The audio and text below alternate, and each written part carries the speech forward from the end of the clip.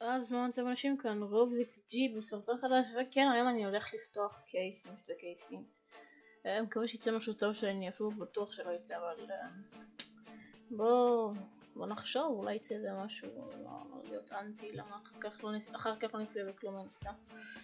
אוקיי, אז נתחיל עם זה. אוקיי, דקה.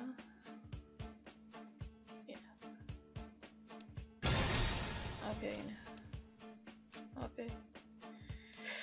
וואו, אני כל כך לחוץ. בא לי את ה-M4A4 הזה.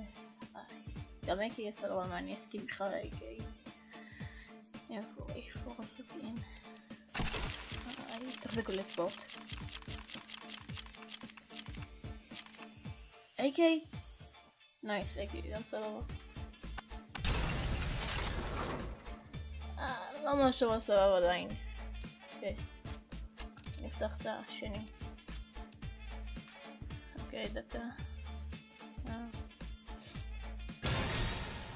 אוקיי. אני בוחר בטח.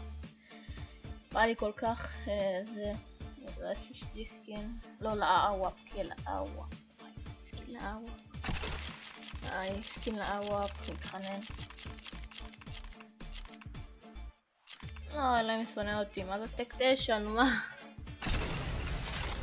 טוב, בעצם לימדתי אתכם לא לפתוח קייזים אף פעם, רוב הסיכויים שתזכי בכלל, רואים לבדוק כמה זה שווה בכלל. איפה באמת שזה, הנה, כן, בטוח לא שווה הרבה.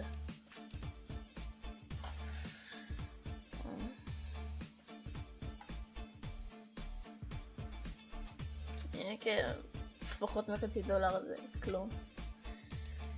טק 9 ונבדוק אבל לא כחול, אז זה הרבה סיכויים ש... אוקיי, לא נורא, אז מקווה שאהבתם, כאן רוב ZXG, באמת אל תפתחו קייסים אף פעם. אתם לא תזכו בכלום, אתם רוצים לקנות סכין, כאילו אתם רוצים שיהיה לכם סכין, אז באמת עדיף שתקנו מאשר סתם בזבז כסף. זה לא טוב, אוקיי? אז יאללה ביי.